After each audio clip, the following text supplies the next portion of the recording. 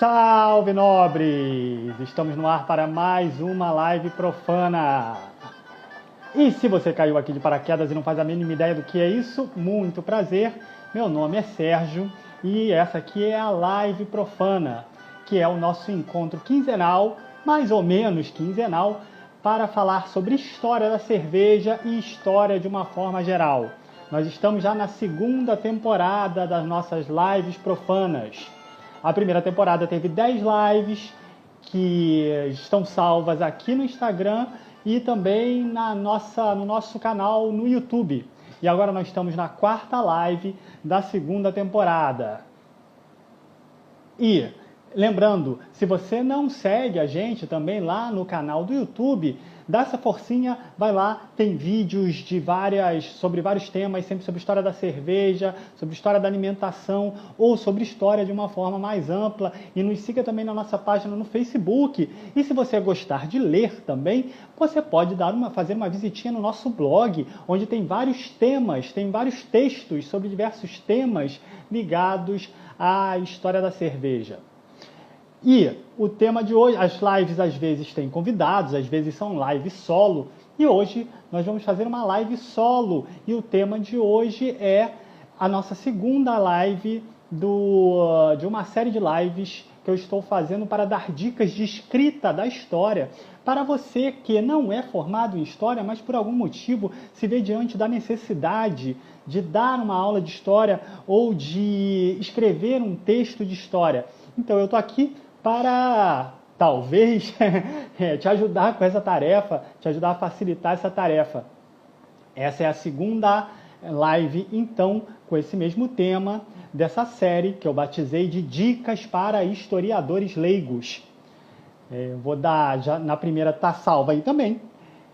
Eu falei sobre 3 pilares importantes de qualquer texto, de qualquer aula de história, tempo, espaço e sujeito. E nessa segunda live dessa série, eu quero falar sobre fontes históricas. O que são fontes históricas e qual é a importância das fontes históricas para o historiador. Lembrando que nessas lives solo, as lives solos costumam ser um pouquinho mais curtas, porque sou eu falando sozinho. Então pode ficar cansativo e os temas são mais teóricos, são temas mais densos, então pode ficar cansativo para quem está acompanhando a live aí ao vivo. Então essas lives são um pouquinho mais curtas, 30 minutinhos de live. E se você está acompanhando essa live hoje, no dia que eu estou fazendo, dia 8/9, uma data histórica em que inclusive morreu a rainha da Inglaterra, Elizabeth II, hoje também foi publicado um episódio do podcast Surra de Lúpulo com a minha participação falando sobre mitos históricos. Se você curte podcast, pode ir lá ouvir o Surra de Lúpulo e ouvir a minha participação lá. E ontem saiu o meu texto no Guia da Cerveja falando sobre a cerveja em 1822, em homenagem aos 200 anos da independência. Mas vamos voltar para a live.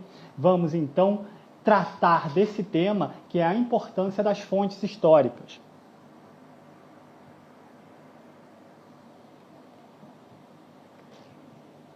Muito bem. Começando esse tema, o primeiro ponto que a gente precisa entender é que a história, ela não é uma ciência experimental. O que eu chamo de ciência experimental?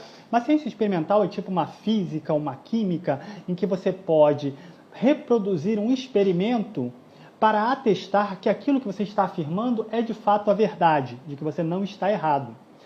Na história, infelizmente, a gente não tem essa possibilidade porque até hoje não inventaram uma máquina do tempo que possa fazer com que o historiador volte no tempo para acompanhar em loco os acontecimentos sobre o qual ele fala, para ele ter certeza daquilo que ele está falando, de que aquilo que ele está falando é verdade. Por esse motivo, a história é uma ciência mediada.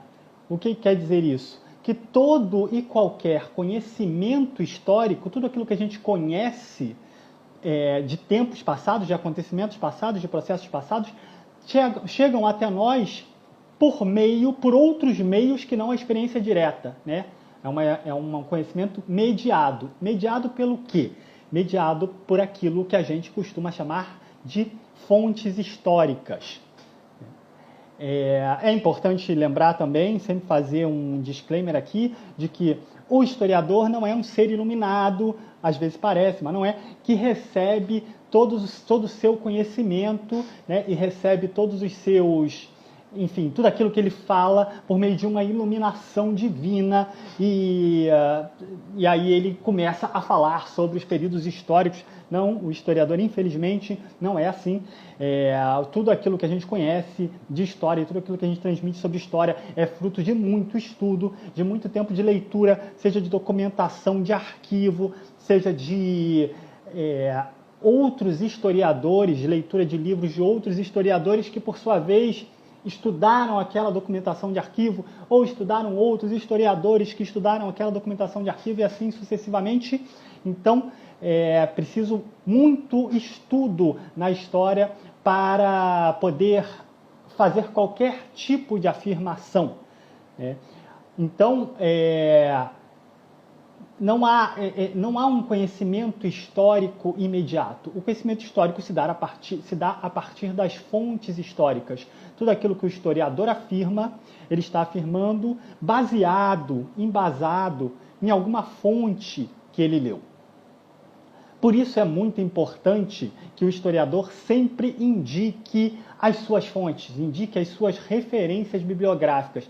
É muito fácil a gente encontrar por aí textos históricos, pretensamente históricos, em que não há a indicação de qualquer referência bibliográfica, de qualquer fonte. Você lê aquele texto e você fica se perguntando, mas de onde esse cara tirou essas informações? É importante que você indique sempre as suas fontes, até para que outro pesquisador possa refazer a sua mesma pesquisa e confirme aquilo que você está falando, ou, pelo contrário, conteste aquilo que você está falando. O que é, inclusive, mais comum, quando você pode refazer os passos. Se a gente pode falar de alguma experimentação na pesquisa histórica, talvez seja nesse sentido, você poder refazer os passos de outro historiador para não necessariamente chegar às mesmas conclusões, muitas vezes para questionar as conclusões daquele historiador, mas de qualquer forma tem que estar claro aquele que te lê ou aquele que assiste a sua aula, de onde você está tirando as suas informações. Além disso, é muito importante também você indicar as suas fontes e as suas referências bibliográficas para você se resguardar das críticas, para você poder se defender de alguma crítica e dizer, olha, essa e essa informação foram passadas pelo autor tal ou pelo documento tal. Então, você não está criticando necessariamente a mim, mas você está criticando as minhas fontes. Você as conhece, você as leu. Então, esse é o primeiro ponto. Todo conhecimento histórico, o primeiro ponto a ficar fixado. Todo conhecimento histórico ele é construído a partir de fontes. E o que são fontes, afinal de contas? O que são fontes históricas? A princípio, você pode imaginar que fontes históricas são apenas documentos escritos. Durante muito tempo, ao longo do século XIX, principalmente, as principais fontes históricas eram documentos, aquilo que a gente chama de documentos oficiais, que são documentos escritos emanados da burocracia do Estado, como leis ou talvez cartas oficiais, ofícios, documentos que depois vão parar nos arquivos oficiais dos estados. Mas ao longo do século XX, os historiadores foram ampliando aquilo que eles entendem por documento histórico, assim como eles foram ampliando os seus objetos de estudo. À medida em que você deixa de estudar, você passa a estudar outros temas, que não apenas a história do Estado, a história política, essa história mais tradicional, e começa a se dedicar, por exemplo, à história da alimentação, como a gente que estuda a história da cerveja, você precisa de outros documentos, até porque aqueles documentos oficiais, como leis e cartas oficiais e documentos da administração do Estado, não servem para te ajudar, não te ajudam com o seu objeto de estudo. Então, hoje, para o historiador, tudo aquilo que coloca ele em contato direto com o seu objeto de estudo, né? A gente pode definir fontes históricas dessa forma, né? Tudo aquilo que coloca o historiador em contato direto com a sua fonte de estudo é considerado uma fonte histórica. E aí podem ser documentos escritos, né? Como tradicionalmente são documentos oficiais, mas podem ser outros tipos de documentos, como por exemplo cultura material, né? Objetos de época. Por exemplo, toda a arqueologia ela é construída em cima de resquícios materiais, de vestígios materiais. Né? Também são documentos históricos. Literatura de época, né? Imprensa, crônicas, música, poesia, vestimentas, tudo isso são documentos de época para o historiador. Tudo aquilo que coloca o historiador em contato direto com o seu objeto é fonte histórica para o historiador. Dando um exemplo, para deixar um pouco mais concreto, se você estuda a história da cerveja, por exemplo, receitas antigas são documentos históricos, são fontes históricas importantes, né? A recriação de receitas antigas, em termos de cultura material, uma caldeira de cobre, né? Qualquer equipamento de uma cervejaria antiga pode ser uma fonte de informação que te diga, que te dê respostas sobre o modo de produção da cerveja, o modo de produção antigo da cerveja, tradicional, ou modos de produção tradicionais da cerveja. Essas caldeiras de cobre que hoje cervejarias mais antigas mantêm, né, fazem questão de manter como seu patrimônio cultural, são documentos históricos.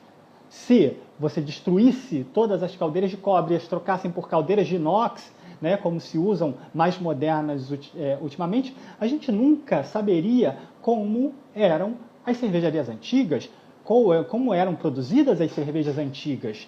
Então, esses vestígios materiais são muito importantes para a história, para o historiador.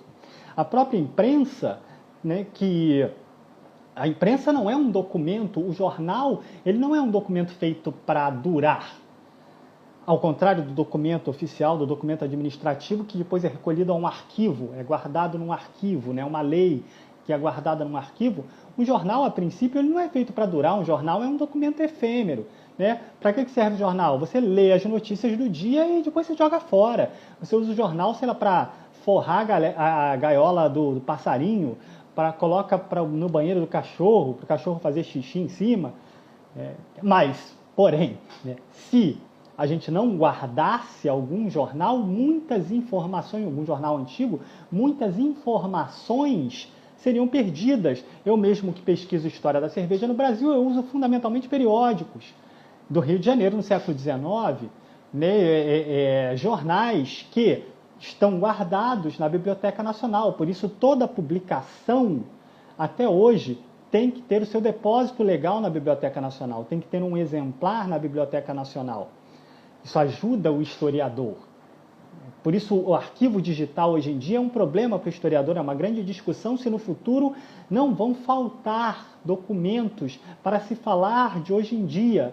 À medida em que você vai perdendo o suporte físico, e o suporte digital, por incrível que pareça, ele é muito mais frágil, ele é muito mais efêmero do que o suporte físico. O suporte digital depende, né, de um servidor onde ele vai ficar armazenado, depende da manutenção de uma tecnologia. Quanto já se perdeu hoje em dia em termos de tecnologia, passando desde a fita cassete, que hoje em dia você não acha mais onde tocar, as fitas VHS, os próprios CDs e DVDs.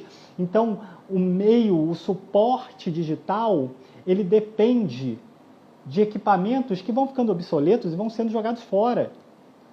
Enquanto que o documento escrito, ele é o mesmo hoje, é o mesmo de 200, 300 anos atrás, desde que você consiga conservar o seu suporte material em papel, é só você ler, né? E para isso existem vários recursos tecnológicos como a microfilmagem, né? A leitura da documentação escrita em microfilmes. Então, tudo pode ser fonte histórica para o historiador. Esse é o segundo ponto. Há uma coisa muito importante aqui, que é a diferenciação entre fonte histórica e bibliografia. Quando você está tratando de autores que leram as fontes, mas você não está lendo a fonte diretamente, né, o documento de época, a fonte entendida como documento de época, antigamente se falava em fontes primárias e fontes secundárias. Né? Os autores que leram as fontes, eles seriam tratados como fontes secundárias. Olá, Gui Miller, bem-vindo. Eles são tratados como fontes secundárias, enquanto os documentos de época seriam as fontes primárias. Eu não sei se essa nomenclatura ainda é... Márcio, Rogério, olá, boa noite. Eu não sei se essa nomenclatura ainda está em voga, ainda está vigente, são fontes primárias e fontes secundárias, mas há essa diferença entre o documento de época e o autor que leu o documento de época e escreveu sobre o documento de época. Você aí já está lendo os fatos, não mais em segunda mão, mas em terceira mão. Porque o autor, ao ler o documento de época, ele faz a sua interpretação. Então você está lendo a interpretação dele sobre o documento. Aí você me pergunta, mas Sérgio, então os documentos de época, além de tudo, eles ainda precisam ser interpretados? Eles podem ser interpretados? Eles têm que ser interpretados? Sim, vou falar disso um pouquinho mais adiante, mas sim, todo documento de época ele é passível de uma interpretação, porque muitas vezes o documento ele não é claro, não está clara a sua função, não está claro aquilo que ele quer dizer. As suas informações não estão claras, dependem de uma interpretação do historiador.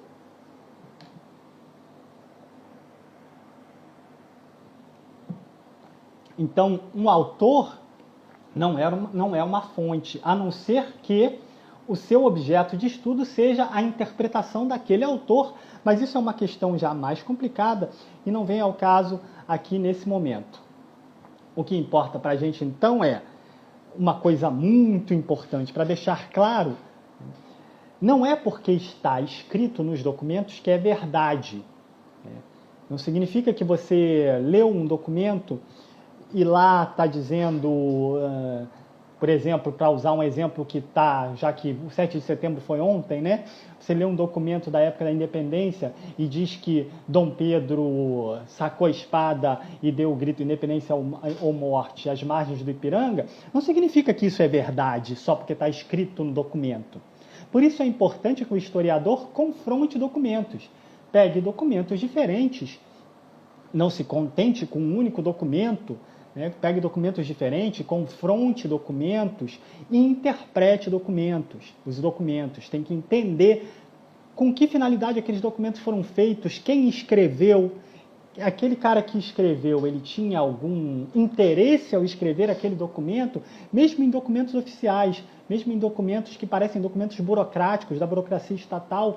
Mesmo assim, você tem que lembrar que por trás de todo documento, seja ele escrito, seja ele cultura material, existe uma pessoa que produziu aquele documento. E você tem que entender as intenções daquela pessoa no momento da produção daquele documento. Então não quer dizer que eu li num documento, então é verdade. Estava no documento, então é verdade. Infelizmente não. Seria muito mais fácil para o historiador se fosse assim.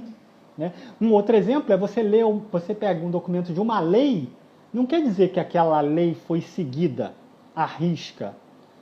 A gente fala muito uma lei muito conhecida no meio cervejeiro, que é a... Luiz Guerreiro, olá, boa noite. Uma lei muito conhecida no meio cervejeiro é a Reinheitsgebot, a lei de pureza alemã do século XVI. O fato da lei existir não quer dizer que ela foi seguida à risca. O fato da lei ordenar que se deviam usar 3 ingredientes para a produção de cerveja. Boa noite, tudo bom? Seja bem-vindo. O fato da lei ordenar que se deviam usar apenas 3 ingredientes para a produção de cerveja não significa que todos os cervejeiros seguiram aquela lei à risca. Para você saber se aquele documento, se aquela lei foi realmente colocada em prática, você precisa confrontar aquele documento com outros documentos que atestem para você que aquela lei não ficou letra morta, que não foi uma lei para inglês ver, como a gente diz, ou no caso da Reinheitsgebot, uma lei para alemão ver. Então, historiando, pessoal da Bahia, boa noite, sejam bem-vindos. Estamos falando hoje aqui de fontes históricas, de como trabalhar fontes históricas, porque no meio da cerveja tem muito não historiador escrevendo sobre a história da cerveja e eles sequer indicam as fontes que eles usam para escrever, né? E confundem bibliografia com fonte. Então, estou falando aqui um pouco sobre fontes históricas, dando dicas de escrita de história para não historiadores. Então, não quer dizer que, porque existe uma lei, essa lei foi cumprida. Não quer dizer que o documento é uma verdade absoluta em si. Você precisa, como eu ia dizendo, confrontar os documentos para saber se a lei não virou letra morta, se ela não ficou só no papel. Esse é um exemplo. Você tem que entender se o documento não é uma falsificação, porque ao longo da história existiram muitos documentos que eram falsificações, eram simplesmente falsificações. Eram documentos falsos. O mais famoso de todos é a doação de Constantino, né?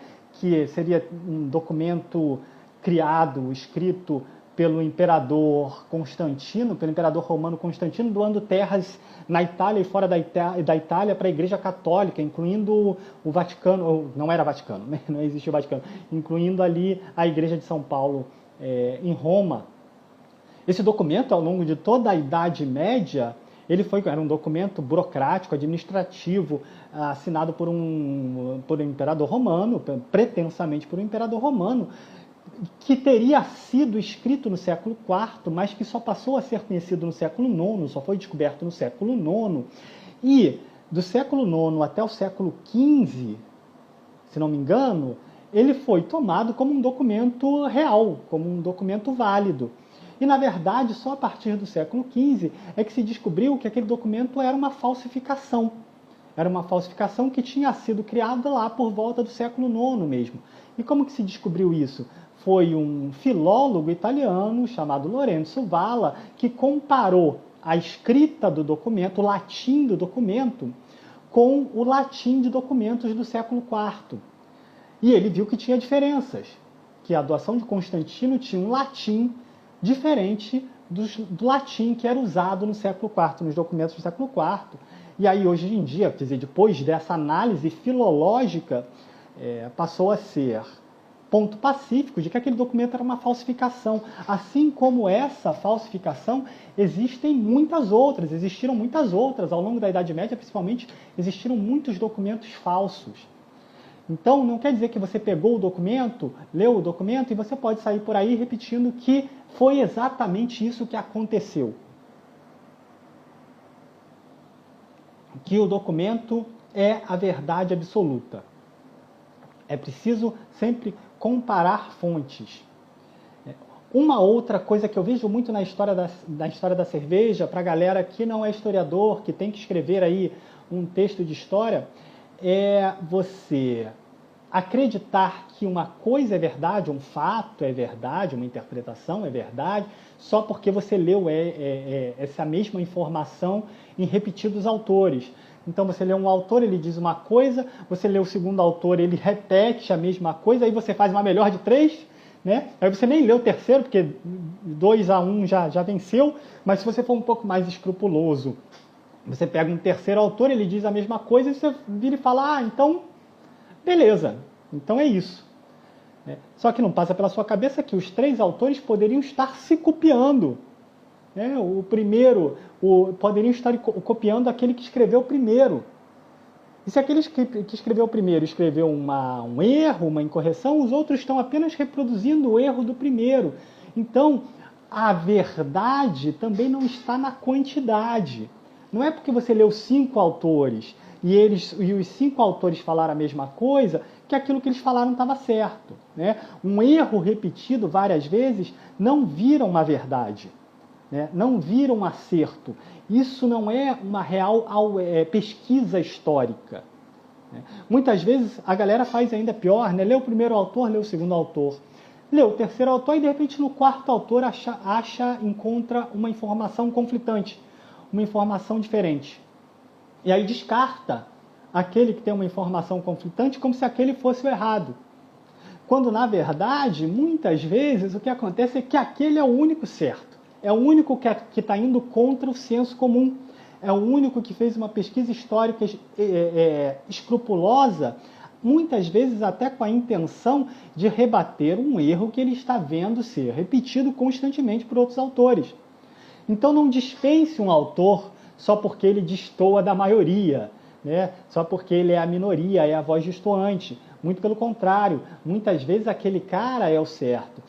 Para você ser escrupuloso, você tem sempre que dizer que existem divergências, que existem autores que expressam informações conflitantes, informações que não batem.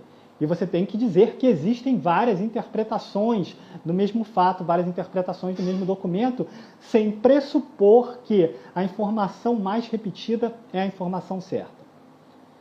Então, o que fica aí da nossa... O que fica dessa rápida explanação? Estamos chegando a meia hora, como eu disse primeiro, essas lives solo, essas lives de teoria da história, né, de dicas para historiadores, são lives mais densas, são lives mais teóricas. Então, a minha ideia não é me alongar muito aqui e me aprofundar muito nesses temas para não se tornar muito maçante. Então, estamos chegando a uma meia hora, vamos fazer aí um resumo daquilo que a gente falou hoje, daquilo que eu falei hoje, para a gente se encaminhar para o final. Em primeiro lugar, indique sempre as suas fontes, indique sempre a referência bibliográfica que você usou para escrever o seu texto ou para montar a sua aula, as suas informações, mesmo que seja a Wikipédia. Então, as suas informações são importantes para aquele que está te ouvindo e para aquele que está te lendo, e são importantes inclusive para você se resguardar de qualquer crítica ao seu trabalho.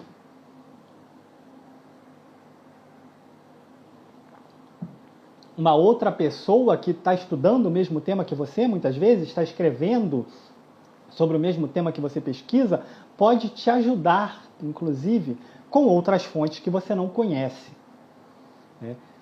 Então, indique sempre quais foram as fontes que você usou para escrever seu texto, para montar a sua aula. Esse é o primeiro ponto. Segundo ponto, seja escrupuloso na hora de ler as suas fontes.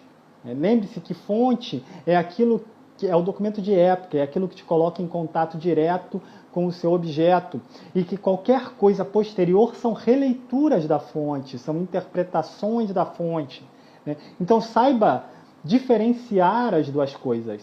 Saiba diferenciar aquilo que é um documento de época, aquilo que é uma fonte, e aquilo que é uma interpretação secundária, já é uma interpretação de terceira mão, digamos assim. Essas duas coisas não têm o mesmo peso.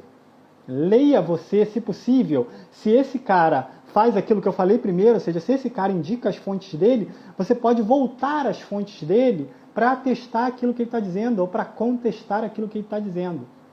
Então entenda que a fonte tem um peso maior na sua pesquisa sempre.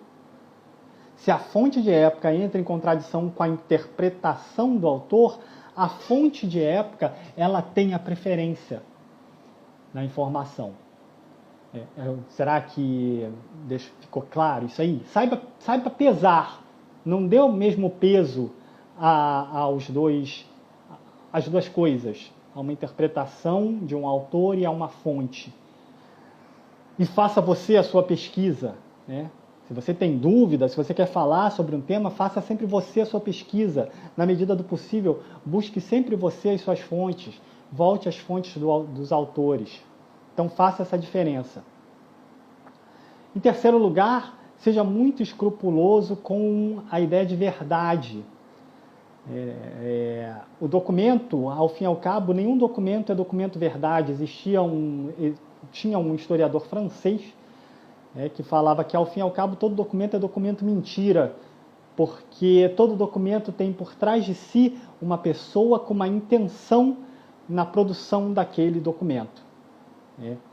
Ela teve uma intenção ao produzir aquele documento. Quais são as intenções daquele autor? Mesmo que seja um documento absolutamente objetivo. Nenhum documento é neutro. Mesmo que você esteja analisando cultura material, mesmo que você esteja analisando uma receita, se você estuda a história da alimentação, Entenda que receita é aquela. Aquela receita é uma receita, para usar só mais um exemplo, né? Aquela receita é uma receita particular, né? É uma receita comum. Aquele alimento era produzido da mesma forma por todo mundo? Ou era só aquela pessoa que escreveu aquela receita que fazia aquele documento daquele jeito? Saiba, então, analisar as fontes que você tem em mãos. Compare sempre mais de uma fonte, se possível. E lembre-se que a verdade não está na quantidade. Por fim, né? Nossa terceira conclusão. Não é porque você leu a mesma coisa em 5 autores diferentes que aquilo é verdade. Um exemplo muito comum, agora falando da história da cerveja no Brasil, é que todo mundo sabe que a cerveja foi primeiramente produzida em território brasileiro pelos holandeses. Os holandeses foram expulsos ainda no século XVII, e a cerveja só voltou a ser importada no Brasil quando chegou a família real, né, com a chegada da família real. Então eu vejo muitos historiadores, muitos autores falando: a cerveja voltou a entrar no Brasil com a chegada da família real porque Dom João VI gostava de cerveja. E se você pegar vários autores que escreveram sobre a história da cerveja no Brasil, vários autores vão falar a mesma coisa. Tá? 3, 4 autores falam a mesma coisa. Não quer dizer que eles estão certos. Não existe um único documento conhecido que diga que Dom João VI bebia cerveja ou que gostava de cerveja. Então procure um documento que confirme isso que eles estão falando. Beleza? Então era isso que eu tinha para falar sobre hoje. Siga-me para mais dicas de como tornar difícil aquilo que você achava que era fácil, né? E essa live, como sempre, vai ficar salva aqui no perfil do Profano Graal no Instagram. E amanhã eu estou subindo ela para o nosso canal no YouTube. Se você ainda não nos segue no YouTube, siga-nos lá no YouTube. Tem outros vídeos sobre história da cerveja. Me siga também na nossa página no Facebook. E se quiser dar uma olhadinha no nosso blog, tem inclusive uns brindezinhos de graça lá. Se você quiser dar uma olhada, uma ficha de degustação, que você pode simplesmente baixar lá gratuitamente. Valeu? Então, nós vamos, por hoje, ficando por aqui. Vamos encerrar com música, como sempre. Cadê a música? A música não funciona. Vamos, como sempre, encerrar com música. E daqui a 15 dias a gente volta com outra live profana, dessa vez com convidados. Daqui a 15 dias, mais ou menos, né? Valeu! A gente vai ficando por aqui. Mais algum recado? Não deixem de ouvir o Surra de Lúpulo, que saiu hoje com a minha participação, né, falando sobre mitos da história da cerveja, e também ler o meu texto no Guia da Cerveja. Mais alguma coisa? Mais nada? Então, boa noite para vocês. Até daqui a 15 dias. Ou siga-nos a gente aí no Instagram. Todo dia tem conteúdo novo. Até mais.